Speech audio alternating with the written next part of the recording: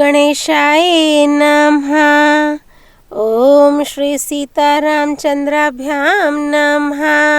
श्रीमद् वाल्मीकि रामायण अयोध्या कांड सर्ग 50 से 52। सर्ग 50।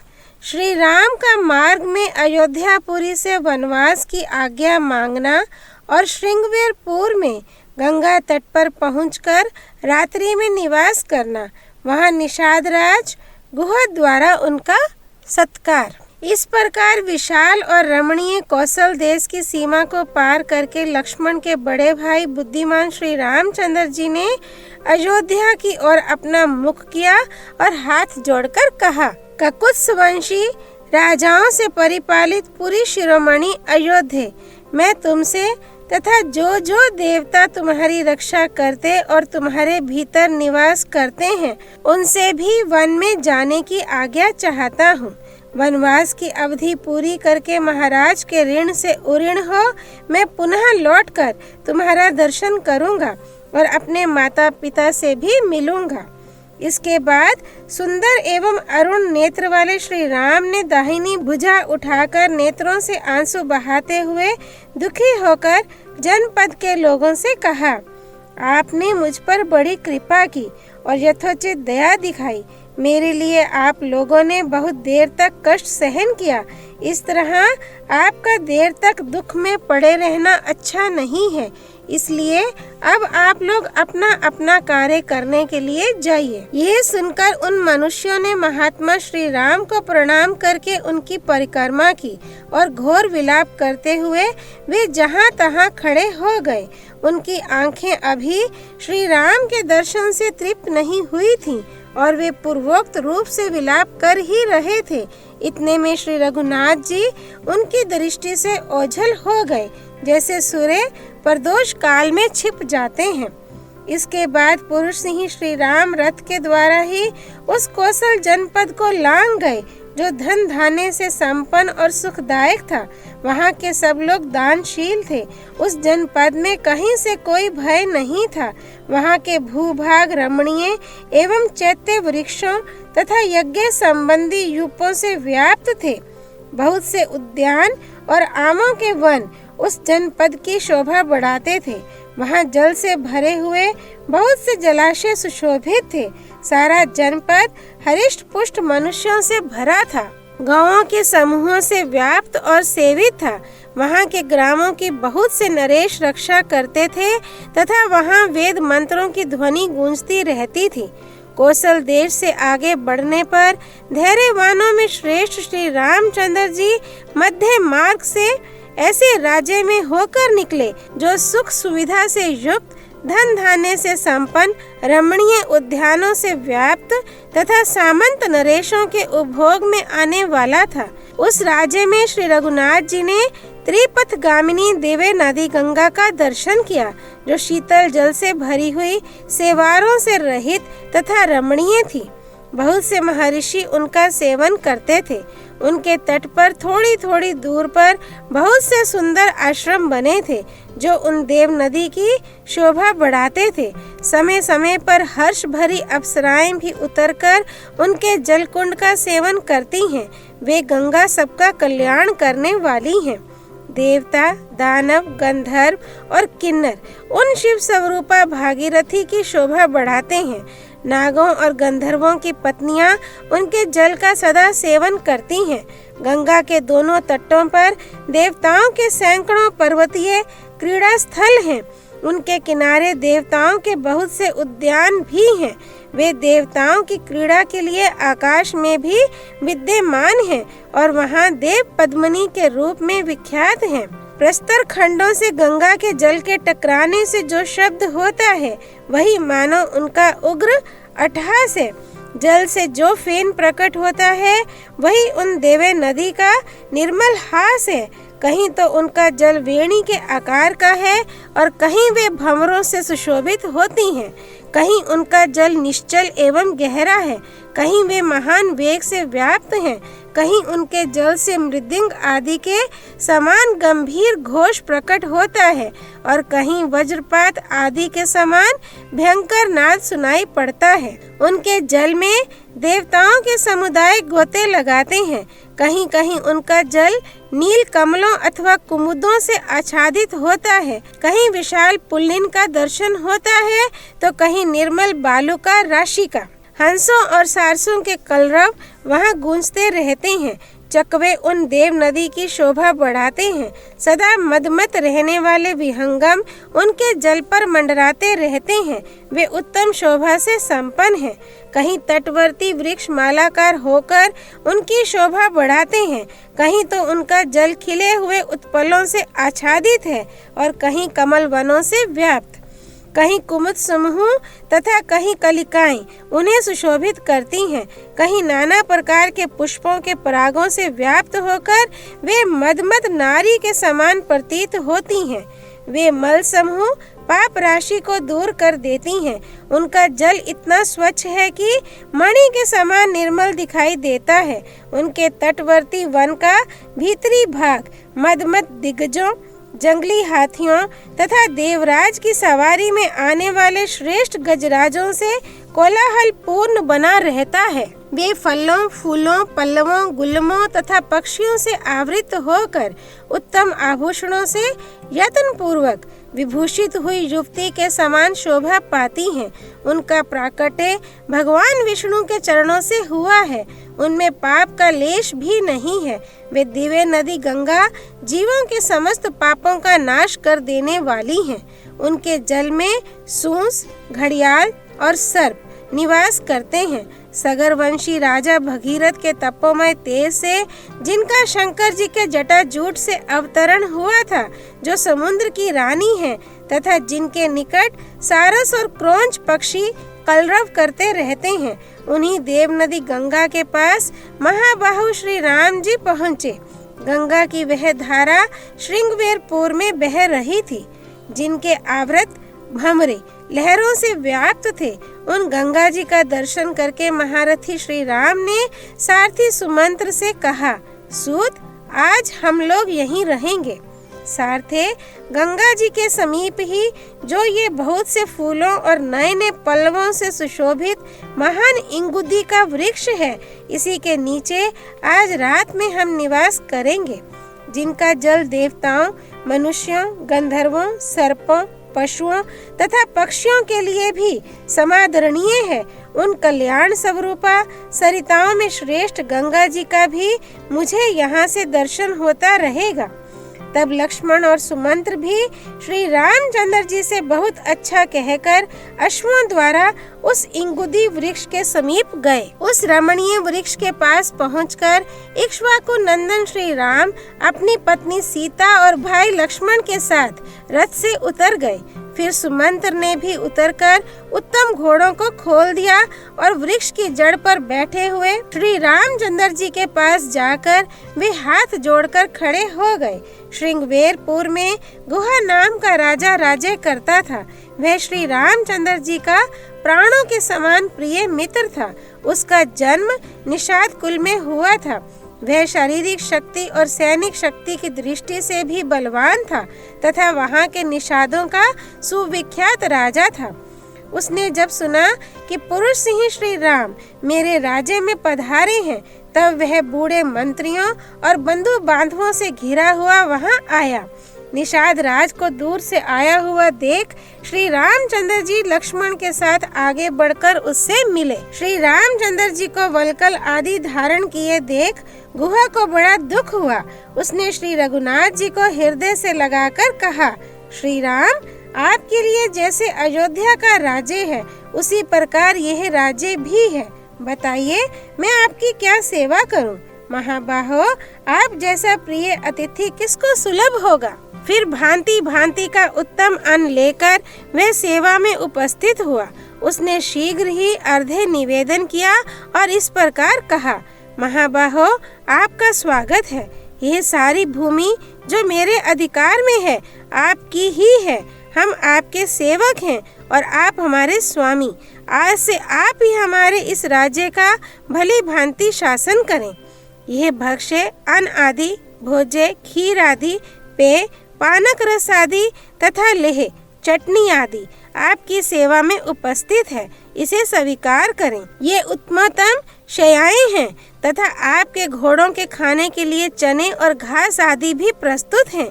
ये सब सामग्री ग्रहण करें। गुहा के ऐसा कहने पर श्री रामचंद्र जी ने उसे इस प्रकार उत्तर दिया, सखे, तुम्हारे यहाँ तक पैदल आने और स्नेह दिखाने से ही हमारा सदा के लिए भली भांति पूजन, स्वागत सत्कार हो गया। तुमसे मिलकर हमें बड़ी प्रसन्नता हुई है। फिर श्री राम ने अपनी दोनों गोल गोल भुजाओं से गुहा का अच्छी तरह आलिंगन करते हुए कहा, गुहा, सौभाग्य की बात है कि मैं आज तुम्हें बंधु बांधवों के साथ स्वस्थ एवं सानंद देख रहा हूँ। बताओ, तुम्हारे राज्य में, मित्रों के यहाँ तथा वनों में सर्वत्र कुशल तो है? तुमने प्रेमवश यह जो कुछ सामग्री प्रस्तुत की है, इसे स्वीकार करके मैं तुम्हें वापस ले जाने की आज्ञा देता हूँ, क्योंकि इस समय दूसरों की दी हुई कोई भी वस्तु मैं ग्रहण नहीं करता, अपने उपयोग में नहीं लाता। वल्कल और मृग चर्म धारण करके फल मूल का आहार करता हूँ और धर्म में स्थित रहकर तापस वेश में वन के भीतर ही विचरता हूँ। इन दिनों तुम मुझे इसी नियम में स्थित जानो।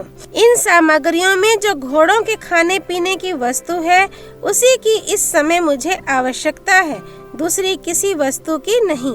घोड़ों को खिला पिला देने मात्र से तुम्हारे द्वारा मेरा पूर्ण सत्कार हो जाएगा। ये घोड़े मेरे पिता महाराज दशरथ को बहुत प्रिय हैं।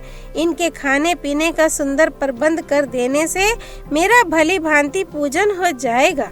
तब गुहा ने अपने सेवकों को उसी समय ये आज्ञा दी कि तुम घोड़ों के खाने पीने के लिए आवश्यक वस्तुएं शीघ्र ला कर दो। तत्पश्चात वल्कल का उत्तरीय वस्त्र धारण करने वाले श्री राम ने सायंकाल की संध्योपासना करके भोजन के नाम पर स्वयं लक्ष्मण का लाया हुआ केवल जल मात्र पी लिया। फिर पत्नी सहित श्री राम भूमि पर ही तृण की शैया बिछाकर सोए। उस समय लक्ष्मण उनके दोनों चरणों को धो पोंछकर वहां से कुछ दूर पर हट आए और एक वृक्ष का सहारा लेकर बैठ गए। गुहा भी सावधानी के साथ धनुष धारण करके सुमंत्र के साथ बैठकर सुमित्रा कुमार लक्ष्मण से बातचीत करता हुआ श्री राम की रक्षा के लिए रात भर जागता रहा। इस प्रकार सोए हुए यशस्वी मनस्वी दशरथ नंदन महात्मा श्री राम की, जिन्होंने कभी दुख नहीं देखा था तथा जो सुख भोगने के ही योग्य थे, वह रात उस समय नींद न आने के कारण बहुत देर के बाद व्यतीत हुई। श्री वाल्मीकि निर्मित आर्ष रामायण आदि काव्य के अयोध्या कांड में 50वां सर्ग पूरा हुआ। सर्ग 51। निषाद राज गुहा के समक्ष लक्ष्मण का विलाप। लक्ष्मण को अपने भाई के लिए स्वाभाविक अनुराग से जागते देख निषाद राज गुहा को बड़ा संताप हुआ। उसने रघुकुल नंदन लक्ष्मण से कहा, तात राजकुमार, तुम्हारे लिए यह आराम देने वाली शैया तैयार है, इस पर सुख पूर्वक सोकर भली भांति विश्राम कर लो। यह मैं सेवक तथा इसके साथ के सब लोग वनवासी होने के कारण सब प्रकार के क्लेश सहन करने के योग्य हैं, क्योंकि हम सबको कष्ट सहने का अभ्यास है, परंतु तुम सुख में ही पले हो, अतः उसी के योग्य हो, इसलिए सो जाओ। हम सब लोग श्री रामचंद्र जी की रक्षा के लिए रात भर जागते रहेंगे। मैं सत्य की ही शपथ खाकर तुमसे सत्य कहता हूँ कि इस भूतल पर मुझे श्री राम से बढ़कर प्रिय दूसरा कोई नहीं है। इन श्री रघुनाथ जी के प्रसाद से ही मैं इस लोक में महान यश, विपुल धर्म लाभ तथा प्रचुर अर्थ एवं भोग्य वस्तु पाने की आशा करता हूँ। अतः मैं अपने बंधु बांधवों के साथ हाथ में धनुष लेकर सीता सहित सोए हुए प्रिय सखा श्री राम की सब प्रकार से रक्षा करूँगा। इस वन में सदा विचरते रहने के कारण मुझसे यहाँ की कोई बात छिपी नहीं है। हम लोग यहाँ शत्रु की अत्यंत शक्तिशालिनी विशाल चतुरंगिणी सेना को भी अनायास ही जीत लेंगे। ये सुनकर लक्ष्मण ने कहा, निष्पाप निषाद राज, तुम धर्म पर ही दृष्टि रखते हुए हमारी रक्षा करते हो, इसलिए इस स्थान पर हम सब लोगों के लिए कोई भय नहीं है। फिर भी जब महाराज दशरथ के ज्येष्ठ पुत्र सीता के साथ भूमि पर शयन कर रहे हैं, तब मेरे लिए उत्तम शैया पर सोकर नींद लेना, जीवन धारण के लिए स्वादिष्ट अन्न खाना अथवा दूसरे सुखों को भोगना कैसे संभव हो सकता है। देखो, संपूर्ण देवता और असुर मिलकर भी युद्ध में जिनके वेग को नहीं सह सकते, वे ही श्री राम इस समय सीता के साथ तिनकों के ऊपर सुख से सो रहे हैं। गायत्री आदि मंत्रों के जप, कृष्ण चांद्रायण आदि तप तथा नाना प्रकार के पराक्रम, यज्ञानुष्ठान आदि प्रयत्न करने से जो महाराज दशरथ को अपने समान उत्तम लक्षणों से युक्त ज्येष्ठ पुत्र के रूप में प्राप्त हुए हैं, उन्हीं इन श्री राम के वन में आ जाने से अब राजा दशरथ अधिक काल तक जीवन धारण नहीं कर सकेंगे। जान पड़ता है निश्चय ही ये पृथ्वी अब शीघ्र विधवा हो जाएगी। तात, रानीवास की स्त्रियां बड़े जोर से आर्तनाद करके अधिक श्रम के कारण अब चुप हो गई होंगी। मैं समझता हूँ राजभवन का हाहाकार और चीत्कार अब शांत हो गया होगा। महारानी कौशल्या, राजा दशरथ तथा मेरी माता सुमित्रा, ये सब लोग आज की रात तक जीवित रहेंगे या नहीं, ये मैं नहीं कह सकता। शत्रुघ्न की बाट देखने के कारण संभव है मेरी माता जीवित रह जाए, परंतु यदि वीर जननी कौशल्या श्री राम के विरह में नष्ट हो जाएंगी तो यह हम लोगों के लिए बड़े दुख की बात होगी, जिसमें श्री राम के अनुरागी मनुष्य भरे हुए हैं तथा जो सदा सुख का दर्शन रूप प्रिय वस्तु की प्राप्ति कराने वाली रही है, वह अयोध्यापुरी राजा दशरथ के निधन जनित दुख से युक्त होकर नष्ट हो जाएगी। अपने ज्येष्ठ पुत्र महात्मा श्री राम को न देखने पर महामना राजा दशरथ के प्राण उनके शरीर में कैसे टिके रह सकेंगे। महाराज के नष्ट होने पर देवी कौशल्या भी नष्ट हो जाएंगी। तदनंतर मेरी माता सुमित्रा भी नष्ट हुए बिना नहीं रहेंगी। महाराज की इच्छा थी कि श्री राम को राज्य पर अभिषिक्त करूं। अपने उस मनोरथ को ना पाकर श्री राम को राज्य पर स्थापित किए बिना ही हाय मेरा सब कुछ नष्ट हो गया, ऐसा कहते हुए मेरे पिताजी अपने प्राणों का परित्याग कर देंगे। उनकी उस मृत्यु का समय उपस्थित होने पर जो लोग रहेंगे और मेरे मरे हुए पिता रघुकुल शिरोमणि दशरथ का सभी प्रेत कार्यों में संस्कार करेंगे, वे ही सफल मनोरथ और भाग्यशाली हैं। यदि पिताजी जीवित रहे तो रमणीय चबूतरों और चौराहों के सुंदर स्थानों से युक्त पृथक पृथक बने हुए विशाल राजमार्गों से अलंकृत धनिकों की अटालिकाओं और देव मंदिरों एवं राजभवनों से संपन्न श्रेष्ठ वारांगनाओं से सुशोभित रथों, घोड़ों और हाथियों के आवागमन से भरी हुई विविध वाद्यों की ध्वनियों से निनादित समस्त कल्याणकारी वस्तुओं से भरपूर हरिष्ट पुष्ट मनुष्यों से सेवित पुष्प वाटिकाओं और उद्यानों से विभूषित तथा सामाजिक उत्सवों से सुशोभित हुई मेरे पिता की राजधानी अयोध्यापुरी में जो लोग विचरेंगे, वास्तव में वे ही सुखी हैं। क्या मेरे पिता महाराज दशरथ हम लोगों के लौटने तक जीवित रहेंगे? क्या वनवास से लौटकर उन उत्तम व्रतधारी महात्मा का हम फिर दर्शन कर सकेंगे? क्या वनवास की इस अवधि के समाप्त होने पर हम लोग सत्य प्रतिज्ञा श्री राम के साथ कुशल पूर्वक अयोध्यापुरी में प्रवेश कर सकेंगे? इस प्रकार दुख से आर्त होकर विलाप करते हुए महामना राजकुमार लक्ष्मण को वह सारी रात जागते ही बीती। प्रजा के हित में संलग्न रहने वाले राजकुमार लक्ष्मण जब बड़े भाई के प्रति सौहार्दवश इस प्रकार कह रहे थे, उस समय उसे सुनकर निषाद राज गुहा दुख से पीड़ित हो उठा और व्यथा से व्याकुल हो ज्वर से आतुर हुए हाथी की भांति आंसू बहाने लगा। श्री वाल्मीकि निर्मित आर्ष रामायण आदि काव्य के अयोध्या कांड में 51वां सर्ग पूरा हुआ। सर्ग 52। श्री राम की आज्ञा से गुहा का नाव मंगाना। श्री राम का सुमंत्र को समझा बुझाकर अयोध्यापुरी लौट जाने के लिए आज्ञा देना और माता पिता आदि से कहने के लिए संदेश सुनाना। सुमंत्र के वन में ही चलने के लिए आग्रह करने पर श्री राम का उन्हें युक्ति पूर्वक समझाकर लौटने के लिए विवश करना, फिर तीनों का नाव पर बैठना, सीता की गंगा जी से प्रार्थना, नाव से पार उतरकर श्री राम आदि का वत्स देश में पहुंचना और सायंकाल में एक वृक्ष के नीचे रहने के लिए जाना। जब रात बीती और प्रभात हुआ, उस समय विशाल वक्ष वाले महायशस्वी श्री राम ने शुभ लक्षण संपन्न सुमित्रा कुमार लक्ष्मण से इस प्रकार कहा, तात भगवती रात्रि व्यतीत हो गई, अब सूर्योदय का समय आ पहुंचा है। वह अत्यंत काले रंग का पक्षी कोकिल कुहू कुहू बोल रहा है। वन में अव्यक्त शब्द करने वाले मयूरों की केका वाणी भी सुनाई देती है। अतः सौम्य, अब हमें तीव्र गति से बहने वाली समुद्र गामिनी गंगा जी के पार उतरना चाहिए। मित्रों को आनंदित करने वाले सुमित्रा कुमार लक्ष्मण ने श्री रामचंद्र जी के कथन का अभिप्राय समझकर गुहा और सुमंत्र को बुलाकर पार उतरने की व्यवस्था करने के लिए कहा और स्वयं वे भाई के सामने आकर खड़े हो गए। श्री रामचंद्र जी का वचन सुनकर उनका आदेश शिरोधार्य करके निषाद राज ने तुरंत अपने सचिवों को बुलाया और इस प्रकार कहा, तुम घाट पर शीघ्र ही एक ऐसी नाव ले आओ जो मजबूत होने के साथ ही सुगमता पूर्वक खेने योग्य हो, उसमें डांड लगा हुआ हो, कर्णधार बैठा हो तथा वह नाव देखने में सुंदर हो।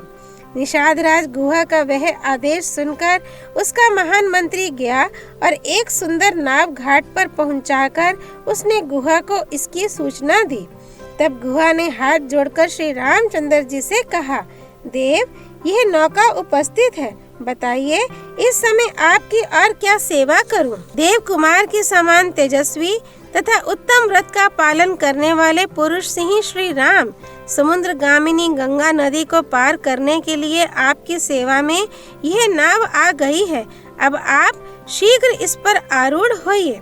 तब महातेजस्वी श्री राम गुहा से इस प्रकार बोले, सखे, तुमने मेरा सारा मनोरथ पूर्ण कर दिया, अब शीघ्र ही सब सामान नाव पर चढ़ाओ। ये कहकर श्री राम और लक्ष्मण ने कवच धारण करके तरकस एवं तलवार बांधी तथा धनुष लेकर वे दोनों भाई जिस मार्ग से सब लोग घाट पर जाया करते थे उसी से सीता के साथ गंगा जी के तट पर गए।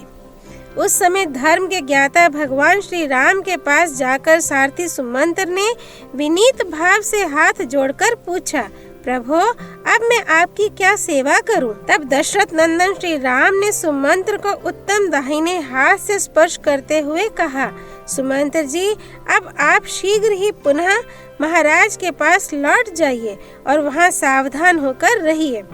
उन्होंने फिर कहा, इतनी दूर तक महाराज की आज्ञा से मैंने रथ द्वारा यात्रा की है, अब हम लोग रथ छोड़कर पैदल ही महान वन की यात्रा करेंगे, अतः आप लौट जाइए। अपने को घर लौटने की आज्ञा प्राप्त हुई देख सारथी सुमंत्र शोक से व्याकुल हो उठे और इक्ष्वाकु नंदन पुरुष सिंह श्री राम से इस प्रकार बोले, रघुनंदन, जिसकी प्रेरणा से आपको भाई और पत्नी के साथ साधारण मनुष्यों की भांति वन में रहने को विवश होना पड़ा है, उस दैव का इस संसार में किसी भी पुरुष ने उल्लंघन नहीं किया। जब आप जैसे महान पुरुष पर यह संकट आ गया, तब मैं समझता हूँ कि ब्रह्मचर्य पालन, वेदों के स्वाध्याय, दयालुता अथवा सरलता में भी किसी फल की सिद्धि नहीं है। वीर रघुनंदन, इस प्रकार पिता के सत्य की रक्षा के लिए विधेय नंदिनी सीता और भाई लक्ष्मण के साथ वन में निवास करते हुए आप तीनों लोकों पर विजय प्राप्त करने वाले महापुरुष नारायण की भांति उत्कर्ष महान यश प्राप्त करेंगे। श्री राम, निश्चय ही हम लोग हर तरह से मारे गए, क्योंकि आपने हम पूर्ववासियों को अपने साथ न ले जाकर अपने दर्शन जनित सुख से वंचित कर दिया। अब हम पापिनी कैकेयी के वश में पड़ेंगे और दुख भोगते रहेंगे। आत्मा के समान प्रिय श्री रामचंद्र जी से ऐसी बात कहकर उन्हें दूर जाने को उद्यत देख सारथी सुमंत्र दुख से व्याकुल होकर देर तक रोते रहे। आंसुओं का प्रवाह रुकने पर आचमन करके पवित्र हुए सारथी से श्री रामचंद्र जी ने बारंबार मधुर वाणी में कहा, सुमंत्र जी, मेरी दृष्टि में इक्ष्वाकु वंशियों का हित करने वाला सुहृद आपके समान दूसरा कोई नहीं है। आप ऐसा प्रयत्न करें जिससे महाराज दशरथ को मेरे लिए शोक ना हो। पृथ्वीपति महाराज दशरथ एक तो बूढ़े हैं, दूसरे उनका सारा मनोरथ चूर चूर हो गया है, इसलिए उनका हृदय शोक से पीड़ित है। यही कारण है कि मैं आपको उनकी संभाल के लिए कहता हूँ। वे महामनस्वी महाराज कैकेयी का प्रिय करने की इच्छा से आपको जो कुछ जैसी भी आज्ञा दें उसका आप आदर पूर्वक पालन करें, यही मेरा अनुरोध है। राजा लोग इसीलिए राज्य का पालन करते हैं कि किसी भी कार्य में इनके मन की इच्छा पूर्ति में विघ्न न डाला जाए। सुमंत्र जी, जिस किसी भी कार्य में जिस किसी तरह भी महाराज को अप्रिय बात से खिन्न होने का अवसर न आवे तथा वे शोक से दुबले न हो, वह आपको उसी प्रकार करना चाहिए। जिन्होंने कभी दुख नहीं देखा है उन आर्य, जितेंद्रिय और वृद्ध महाराज को मेरी ओर से प्रणाम करके यह बात कहिएगा। हम लोग अयोध्या से निकल गए अथवा हमें वन में रहना पड़ेगा, इस बात को लेकर ना तो मैं कभी शोक करता हूँ और न लक्ष्मण को ही इसका शोक है। 14 वर्ष समाप्त होने पर हम पुनः शीघ्र ही लौट आएंगे और उस समय आप मुझे, लक्ष्मण को और सीता को भी फिर देखेंगे। सुमंत्र जी, महाराज से ऐसा कहकर आप मेरी माता से, उनके साथ बैठी हुई अन्य देवियों माताओं से तथा कैकेयी से भी बारंबार मेरा कुशल समाचार कहिएगा। माता कौशल्या से कहिएगा कि तुम्हारा पुत्र स्वस्थ एवं प्रसन्न है। इसके बाद सीता की ओर से, मुझ ज्येष्ठ पुत्र की ओर से तथा लक्ष्मण की ओर से भी माता की चरण वंदना कह दीजिएगा। तदनंतर मेरी ओर से महाराज से भी यह निवेदन कीजिएगा कि आप भरत को शीघ्र ही बुलवा लें और जब वे आ जाएं, तब अपने अभिष्ट युवराज पद पर उनका अभिषेक कर दें। भरत को छाती से लगाकर और युवराज के पद पर अभिषिक्त करके आपको हम लोगों के वियोग से होने वाला दुख दबा नहीं सकेगा। भरत से भी हमारा ये संदेश कह दीजिएगा कि महाराज के प्रति जैसा तुम्हारा बर्ताव है वैसा ही समान रूप से सभी माताओं के प्रति होना चाहिए। तुम्हारी दृष्टि में कैकेयी का जो स्थान है वही समान रूप से सुमित्रा और मेरी माता कौशल्या का भी होना उचित है। इन सब में कोई अंतर न रखना। पिताजी का प्रिय करने की इच्छा से युवराज पद को स्वीकार करके यदि तुम राजकाज की देखभाल करते रहोगे तो इहलोक और परलोक में सदा ही सुख पाओगे। श्री रामचंद्र जी ने सुमंत्र को लौटाते हुए जब इस प्रकार समझाया, तब उनकी सारी बातें सुनकर वे श्री राम से स्नेह पूर्वक बोले, तात, सेवक का स्वामी के प्रति जो सत्कार पूर्ण बर्ताव होना चाहिए उसका यदि मैं आपसे बात करते समय पालन ना कर सकूं, यदि मेरे मुख से स्नेहवश कोई धृष्टता पूर्ण बात निकल जाए तो यह मेरा भक्त है ऐसा समझकर आप मुझे क्षमा कीजिएगा।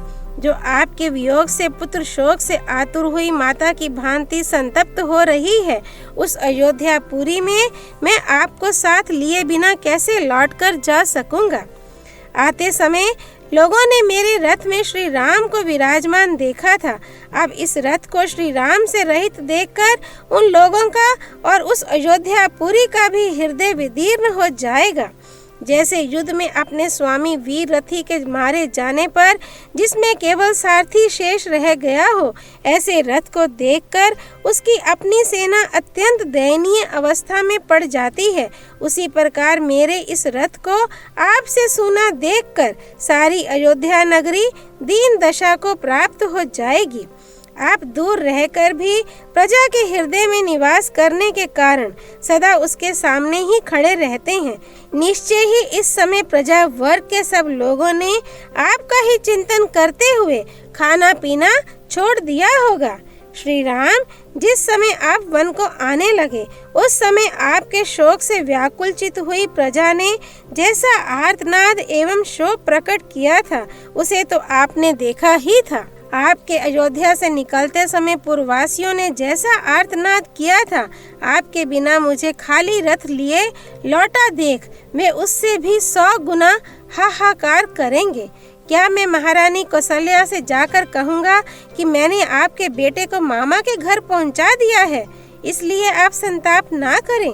यह बात प्रिय होने पर भी असत्य है, अतः ऐसा असत्य वचन भी मैं कभी नहीं कह सकता। फिर यह अप्रिय सत्य भी कैसे सुना सकूंगा कि मैं आपके पुत्र को वन में पहुंचा आया। ये उत्तम घोड़े मेरी आज्ञा के अधीन रहकर आपके बंधुजनों का भार वहन करते हैं। आपके बंधुजनों से हीन रथ का ये वहन नहीं करते हैं। ऐसी दशा में आपसे सुने रथ को ये कैसे खींच सकेंगे। अतः निष्पाप रघुनंदन, अब मैं आपके बिना अयोध्या लौटकर नहीं जा सकूंगा। मुझे भी वन में चलने की ही आज्ञा दीजिए। यदि इस तरह याचना करने पर भी आप मुझे त्याग ही देंगे तो मैं आपके द्वारा परित्यक्त होकर यहाँ रथ सहित अग्नि में प्रवेश कर जाऊंगा। रघुनंदन, वन में आपकी तपस्या में विघ्न डालने वाले जो जो जंतु उपस्थित होंगे मैं इस रथ के द्वारा उन सबको दूर भगा दूंगा। श्री राम, आपकी कृपा से मुझे आपको रथ पर बिठाकर यहाँ तक लाने का सुख प्राप्त हुआ। अब आपके ही अनुग्रह से मैं आपके साथ वन में रहने का सुख भी पाने की आशा करता हूँ। आप प्रसन्न होकर आज्ञा दीजिए। मैं वन में आपके पास ही रहना चाहता हूँ। मेरी इच्छा है कि आप प्रसन्नता पूर्वक कह दें कि तुम वन में मेरे साथ ही रहो। वीर, ये घोड़े भी यदि वन में रहते समय आपकी सेवा करेंगे तो इन्हें परम गति की प्राप्ति होगी। प्रभो, मैं वन में रहकर अपने सिर से सारे शरीर से आपकी सेवा करूंगा और इस सुख के आगे अयोध्या तथा देवलोक का भी सर्वथा त्याग कर दूंगा। जैसे सदाचारहीन प्राणी इंद्र की राजधानी स्वर्ग में नहीं प्रवेश कर सकता, उसी प्रकार आपके बिना मैं अयोध्यापुरी में नहीं जा सकता। मेरी यह अभिलाषा है कि जब वनवास की अवधि समाप्त हो जाए तब फिर इसी रथ पर बिठाकर आपको अयोध्यापुरी में ले चलूं।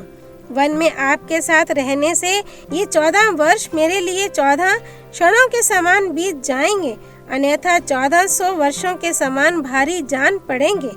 अतः भक्तवत्सल, आप मेरे स्वामी के पुत्र हैं। आप जिस पथ पर चल रहे हैं उसी पर आपकी सेवा के लिए साथ चलने को मैं भी तैयार खड़ा हूँ।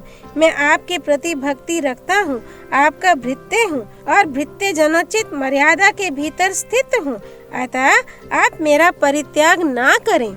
इस तरह अनेक प्रकार से दीन वचन कहकर बारंबार याचना करने वाले सुमंत्र से सेवकों पर कृपा करने वाले श्री राम ने इस प्रकार कहा। सुमंत्र जी, आप स्वामी के प्रति स्नेह रखने वाले हैं। मुझ में आपकी जो उत्कृष्ट भक्ति है उसे मैं जानता हूँ। फिर भी जिस कार्य के लिए मैं आपको यहाँ से अयोध्यापुरी में भेज रहा हूँ उसे सुनिए। जब आप नगर को लौट जाएंगे तब आपको देखकर मेरी छोटी माता कैकेयी को यह विश्वास हो जाएगा कि राम वन को चले गए। इसके विपरीत यदि आप नहीं गए तो उसे संतोष नहीं होगा। मेरे वनवासी हो जाने पर भी वह धर्मपरायण महाराज दशरथ के प्रति मिथ्यावादी होने का संदेह करे, ऐसा मैं नहीं चाहता। आपको भेजने में मेरा मुख्य उद्देश्य यही है कि मेरी छोटी माता कैकेयी भरत द्वारा सुरक्षित समृद्धिशाली राज्य को हस्तगत कर ले। सुमंत्र जी, मेरा तथा महाराज का प्रिय करने के लिए आप अयोध्यापुरी को अवश्य पधारिए और आपको जिनके लिए जो संदेश दिया गया है वह सब वहां जाकर उन लोगों से कह दीजिए। ऐसा कहकर श्री राम ने सुमंत्र को बारंबार सांत्वना दी। इसके बाद उन्होंने गुहा से उत्साह पूर्वक यह युक्ति युक्त बात कही। निषाद राज गुहा, इस समय मेरे लिए ऐसे वन में रहना उचित नहीं है जहाँ जनपद के लोगों का आना जाना अधिक होता हो। अब अवश्य मुझे निर्जन वन के आश्रम में ही वास करना होगा। इसके लिए जटा धारण आदि आवश्यक विधि का मुझे पालन करना चाहिए। अतः फल मूल का आहार और पृथ्वी पर शयन आदि नियमों को ग्रहण करके मैं सीता और लक्ष्मण की अनुमति लेकर पिता का हित करने की इच्छा से सिर पर तपस्वी जनों के आभूषण रूप जटा धारण करके यहाँ से वन को जाऊंगा। मेरे केशों को जटा का रूप देने के लिए तुम बड़ का दूध ला दो। गुहा ने तुरंत ही बड़ का दूध लाकर श्री राम को दिया। श्री राम ने उसके द्वारा लक्ष्मण की तथा अपनी जटाएं बनाई। महाबाहु पुरुष सिंह श्री राम तत्काल जटाधारी हो गए। उस समय वे दोनों भाई श्री राम लक्ष्मण वल्कल वस्त्र और जटा मंडल धारण करके ऋषियों के समान शोभा पाने लगे। तदनंतर वानप्रस्थ मार्ग का आश्रय लेकर लक्ष्मण सहित श्री राम ने वानप्रस्थोचित व्रत को ग्रहण किया। तत्पश्चात वे अपने सहायक गुहा से बोले, निषाद राज, तुम सेना, खजाना, किला और राज्य के विषय में सदा सावधान रहना, क्योंकि राज्य की रक्षा का काम बड़ा कठिन माना गया है। गुहा को इस प्रकार आज्ञा देकर उससे विदा ले इक्ष्वाकु कुल नंदन श्री रामचंद्र जी पत्नी और लक्ष्मण के साथ तुरंत ही वहां से चल दिए। उस समय उनके चित्त में तनिक भी व्यग्रता नहीं थी। नदी के तट पर लगी हुई नाव को देखकर इक्ष्वाकु नंदन श्री राम ने शीघ्रगामी गंगा नदी के पार जाने की इच्छा से लक्ष्मण को संबोधित करके कहा, पुरुष सिंह, ये सामने नाव खड़ी है, तुम मनस्वनी सीता को पकड़कर धीरे से उस पर बिठा दो, फिर स्वयं भी नाव पर बैठ जाओ। भाई का यह आदेश सुनकर मन को वश में रखने वाले लक्ष्मण ने पूर्णतः उसके अनुकूल चलते हुए पहले मिथिलेश कुमारी श्री सीता को नाव पर बिठाया, फिर स्वयं भी उस पर आरूढ़ हुए। सबके अंत में लक्ष्मण के बड़े भाई तेजस्वी श्री राम स्वयं नौका पर बैठे। तदनंतर निषाद राज गुहा ने अपने भाई बंधुओं को नौका खेने का आदेश दिया। महातेजस्वी श्री रामचंद्र जी भी उस नाव पर आरूढ़ होने के पश्चात अपने हित के उद्देश्य से ब्राह्मण और क्षत्रिय के जपने योग्य देवी नाव इत्यादि वैदिक मंत्र का जप करने लगे। फिर शास्त्र विधि के अनुसार आचमन करके सीता के साथ उन्होंने प्रसन्नचित होकर गंगा जी को प्रणाम किया। महारथी लक्ष्मण ने भी उन्हें मस्तक झुकाया। इसके बाद श्री राम ने सुमंत्र को तथा सेना सहित गुहा को भी जाने की आज्ञा दे नाव पर भली भांति बैठकर मल्लाहों को उसे चलाने का आदेश दिया। तदनंतर मल्लाहों ने नाव चलाई। कर्णधार सावधान होकर उसका संचालन करता था। वेग से सुंदर डांड चलाने के कारण वह नाव बड़ी तेजी से पानी पर बढ़ने लगी। भागीरथी की बीच धारा में पहुंचकर सती साध्वी विदेह नंदिनी सीता ने हाथ जोड़कर गंगा जी से यह प्रार्थना की, देवी गंगे, ये परम बुद्धिमान महाराज दशरथ के पुत्र हैं और पिता की आज्ञा का पालन करने के लिए वन में जा रहे हैं। ये आपसे सुरक्षित होकर पिता की इस आज्ञा का पालन कर सकें, ऐसी कृपा कीजिए। वन में पूरे 14 वर्षों तक निवास करके ये मेरे तथा अपने भाई के साथ पुनः अयोध्यापुरी को लौटेंगे। सौभाग्यशालिनी देवी गंगे उस समय वन से पुनः कुशल पूर्वक लौटने पर संपूर्ण मनोरथों से संपन्न हुई। मैं बड़ी प्रसन्नता के साथ आपकी पूजा करूंगी। स्वर्ग, भूतल और पाताल तीनों मार्गों पर विचरने वाली देवी, तुम यहाँ से ब्रह्मलोक तक फैली हुई हो और इस लोक में समुद्र राज की पत्नी के रूप में दिखाई देती हो। शोभाशालिनी देवी, पुरुष सिंह श्री राम जब पुनः वन से सकुशल लौटकर अपना राज्य प्राप्त कर लेंगे, तब मैं सीता पुनः आपको मस्तक झुकाऊंगी और आपकी स्तुति करूंगी। इतना ही नहीं, मैं आपका प्रिय करने की इच्छा से ब्राह्मणों को 1 लाख गौएं, बहुत से वस्त्र तथा उत्तमोत्तम अन्न प्रदान करूंगी।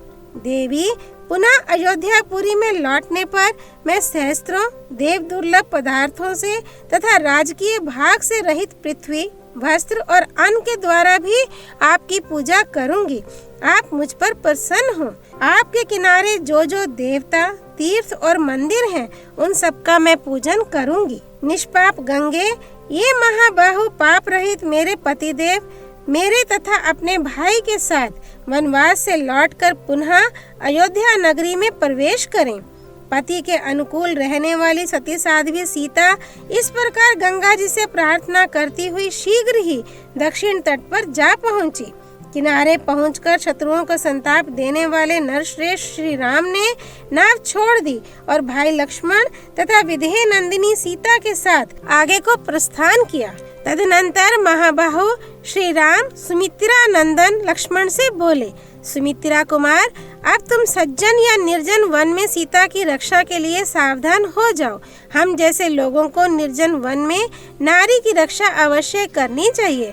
अतः तुम आगे आगे चलो, सीता तुम्हारे पीछे पीछे चले और मैं सीता की तथा तुम्हारी रक्षा करता हुआ सबसे पीछे चलूंगा। पुरुष परवर हम लोगों को एक दूसरे की रक्षा करनी चाहिए।